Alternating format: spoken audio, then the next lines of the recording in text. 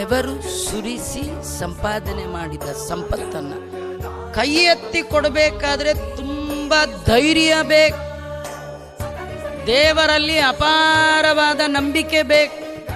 ಕೆಲವರು ಹೀಗಂತಿರ್ತಾರೆ, ಕೊಡುವಾಗ ಕೊಟ್ಬಿಡ್ಬೋದ್ರಿ, ನಾಳೆಗೆ ಏನ್ ಮಾಡ್ತೀರಿ, ಇವತ್ತೇನೋ ಕೊಟ್ಬಿಡ್ತೀರಿ, ನಾಳೆ ಅಲ್ವಾ, ಹಾಗನ್ಬೇಡಿ.